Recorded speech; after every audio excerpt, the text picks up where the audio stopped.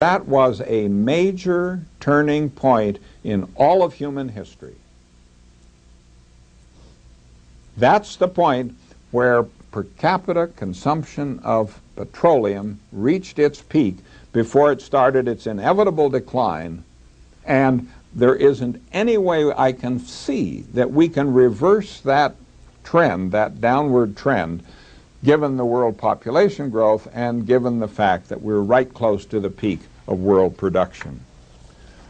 Well, Dr. Hubbard addressed a committee of the Congress. He told them that the exponential phase of the industrial growth, which has dominated human activities during the last couple of centuries, is now drawing to a close. Yet during the last 2 centuries of unbroken industrial growth, we have evolved what amounts to an exponential growth culture. I would say it's more than a culture, it's our national religion, because we worship growth. Pick up any newspaper, you'll see headlines such as this: state forecast robust growth.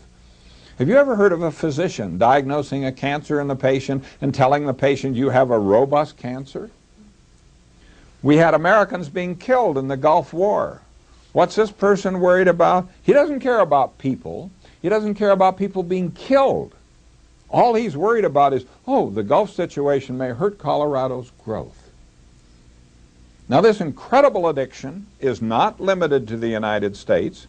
The Wall Street Journal tells us that the Japanese are so accustomed to growth that economists in Tokyo usually speak of a recession as any time the growth rate dips below 3% per year. So what do we do? In the words of Winston Churchill, sometimes we have to do what is required. We must educate all of our people to an understanding of the arithmetic and the consequences of growth, especially in terms of populations and in terms of the Earth's finite resources. We must educate people to recognize the fact that growth of populations and growth of rates of consumption of resources cannot be sustained.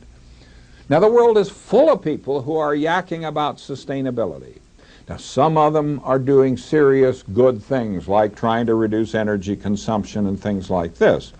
Some of them are just trying to attack the word sustainability onto whatever they're doing, whether it's sustainable or not.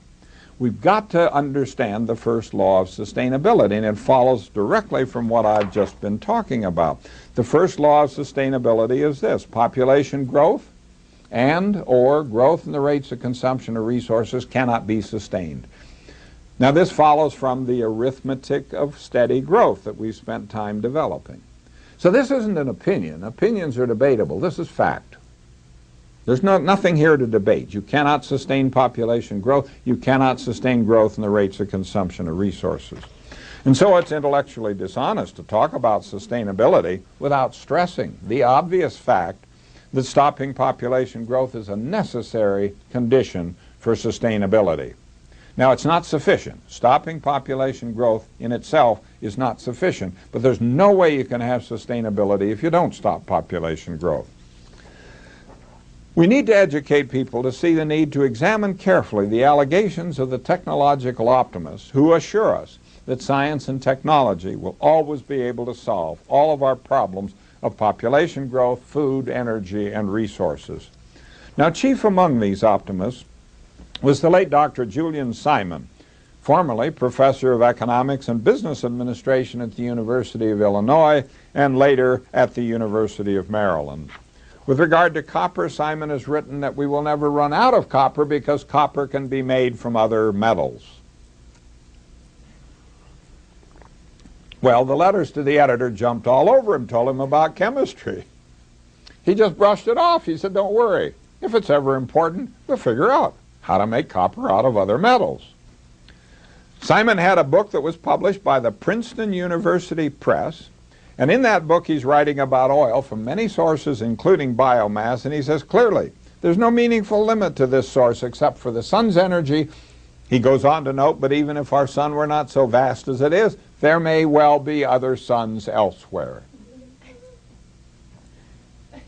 Simon's right. There are other suns elsewhere. But now the question is, would you base public policy on the belief that if we ever need another sun, we'll figure out how to go get it and haul it back into the solar system. Now don't laugh. For decades before his death, this man was a trusted policy advisor at the very highest levels in Washington, D.C. Here's a quotation from one of his strong supporters. There was a UN report that talked about the possibility of resource collapse because of population growth, and when asked about the report, HUD Secretary Jack Kemp said, "Nonsense, people are not a drain on the resources of the planet." Malcolm Forbes Jr., editor-in-chief of Forbes magazine, tells us in an editorial that CNN recently ran a silly series purporting to show that the world's in mortal danger because there are too many of us. In the poorer countries, the many mouths mean poverty, and richer countries are wrecking the Earth's atmosphere with pollution. It's all nonsense. Bill Moyers interviewed Isaac Asimov. He asked Asimov, what happens to the idea of the dignity of the human species if this population growth continues? And Asimov says it'll be completely destroyed. I like to use what I call my bathroom metaphor. If two people live in an apartment and the two bathrooms and both have freedom of the bathroom, you can go to the bathroom anytime you want, stay as long as you want for whatever you need, and everyone believes in freedom of the bathroom. It should be right there in the Constitution. But if you have 20 people in the apartment and two bathrooms, then no matter how much every person believes in freedom of the bathroom, there's no such thing. You have to set up times for each person. You have to bang on the door, aren't you through yet, and so on. And Asimov concluded with what I think is one of the most profound observations I've seen in years. Asimov says, in the same way, democracy cannot survive overpopulation. Human dignity cannot survive overpopulation. Convenience and decency cannot survive overpopulation. As you put more and more people into the world, the value of life not only declines, it disappears. It doesn't matter if someone dies. The more people there are, the less one individual matters. Now let me give you two examples of this destruction of democracy by population growth. I joined the faculty here in 1950. At that time, the population of Boulder was about 20,000. There were 9 members of the city council. Today it's approaching 100,000. There are 9 members of the city council. So in a little over 50 years, the number of people per member of the city council has increased by a factor of 5. Democracy in Boulder has declined to 20% of what it was 50 years ago. And the second example has to do with the year 2000 national census. This showed that in the decade of the 90s, the U.S. population increased by about 13%. Now this means every House seat in the House of Representatives now has 13% more constituents on the average than they did 10 years ago.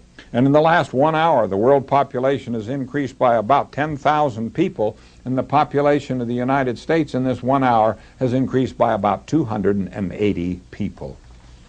And we have to ask, why don't more U.S. environmentalists and environmental organizations speak out about the problem of population growth here in the United States? The simple arithmetic makes it absolutely clear that long-term preservation of the environment in the U.S. is impossible in the face of continued U.S. population growth. But you hear all sorts of political leaders say, oh, we can have our growth, we'll call it smart growth, and smart growth will save the environment. Well, we need to know about smart growth. Smart growth destroys the environment. Dumb growth destroys the environment. Now, smart growth just destroys the environment with good taste. So it's a little like buying a ticket on the Titanic. If you're smart, you go first class. If you're dumb, you go steerage, but the result's the same. So central to the things that we must do is to recognize that population growth is the immediate cause of all of our resource and environmental crises. And of all the crises, I think this one, global warming, looms larger and more threatening.